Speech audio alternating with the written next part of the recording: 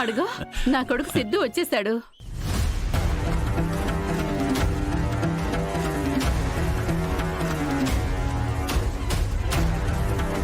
సిద్ధు, రై సిద్ధు, చాలా సంతోషంగా ఉందిరా. నేనే కాదు, నీ వల్ల ఈరోజు ఈ ఇల్లంతా సంతోషంగా ఉంది. రా సిద్ధు, రా.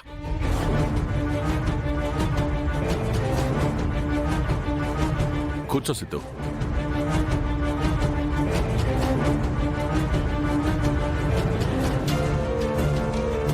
ఏంటలుడు, ఉన్న పళంగా మేము మీ ఇంట్లో వాలిపోయామేంటా అని చూస్తున్నావా?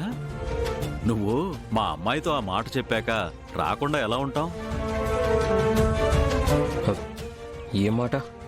అదే సిద్ధు, నువ్వు కనిష్క అంటే ఇష్టం, పెళ్లి చేసుకుంటానని చెప్పావంట కదా.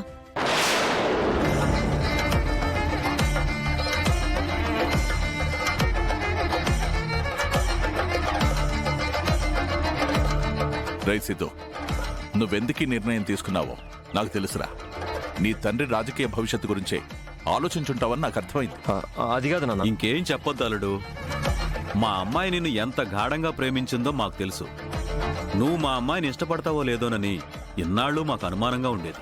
కానీ ఈరోజు నీ మనసులో మాట మా అమ్మాయికి చెప్పాక మా అందరికీ చాలా సంతోషం వేసింది. అంకుల్, ఒకసారి నేను చెప్పేది వినండి. ఒరే మనవడా, నువ్వు అలా కాదు ఇలా కాదు అని మాట దాటేయడానికి ఏమీ లేదు.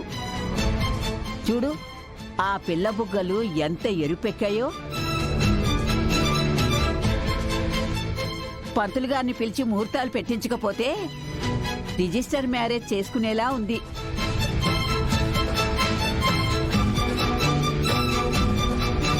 రే సిద్ధు, ఒక మాట మాతో కూడా చెప్పొచ్చు కదరా, కనిష్క అంటే ఇష్టమని. మొత్తానికి అందరినీ దృష్టిలో పెట్టుకుని ఇంత త్వరగా శుభవార్త చెప్తామనుకోలేదు. అరే ఏంటి వీళ్ళు అసలు నన్ను మాట్లాడనివ్వట్లేదు.